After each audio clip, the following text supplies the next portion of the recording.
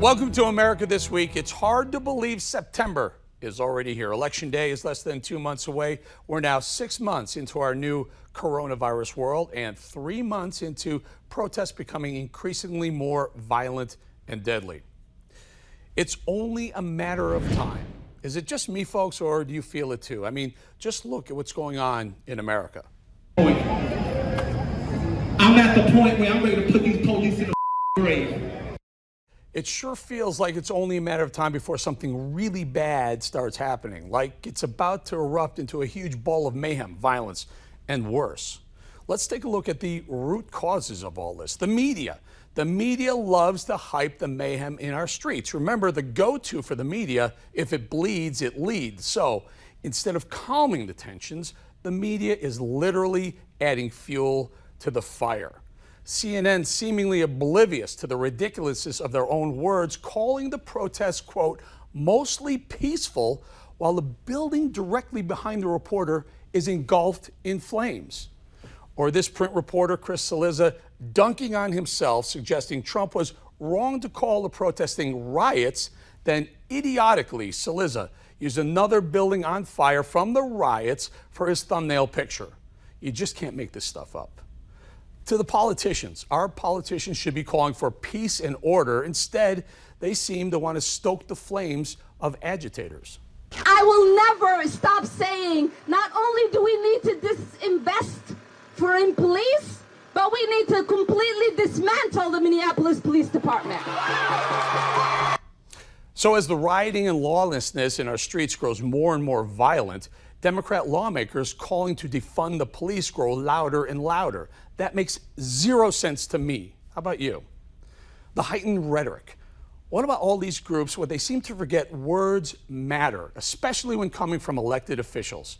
We give them our vote to represent what we the people believe in and are okay with. I mean, what message does it send when the mayor of a city on fire for 100 straight days says he's fine with what's happening in his city? Portland Mayor Ted Wheeler recently rejected federal assistance to bring back law and order to the streets, even though his city had been burning for 100 consecutive days. They're not wanted here. We haven't asked them here. In fact, we want them to leave. Is it any wonder that the next night this happened? A Trump supporter was executed. Now, that's a big word, executed, but here are the facts. The man, Aaron J. Danielson, was a Trump supporter. He was gunned down in the street. Listen to the audio of a rioter yelling, "We got one here."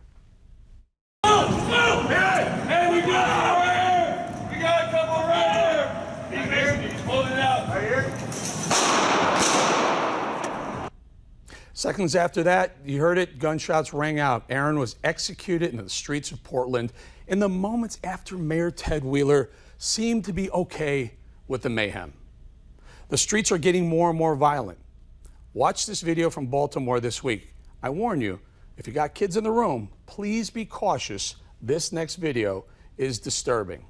A citizen walking unsuspectingly, not involved in any protest or anti-protest, just walking innocently home. Watch. Get him. Bitch, you better not run. Oh! Dang!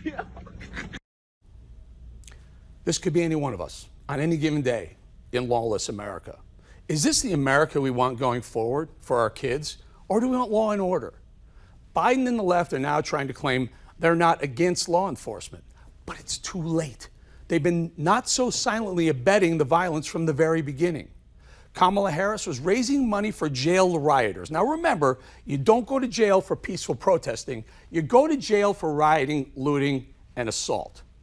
And a simple click on Antifa.com redirects you to Joe Biden for president. Now, whether that was planned by Biden or not, the redirect stayed in place for several days. Lastly, in recent monologues, I've mentioned Portland, Seattle, Minneapolis, Baltimore, and Chicago. You know what all these cities have in common? You guessed it, they're all run by Democrat mayors, and they have been for decades. Democrats have run Portland for 27 years. Seattle for 30 years, Minneapolis for 42 years, Baltimore for 53 years, Chicago, my hometown, for 89 years. That's a combined 241 years Democrats have run these cities. Albert Einstein defined insanity as doing the same thing over and over again and expecting a different results.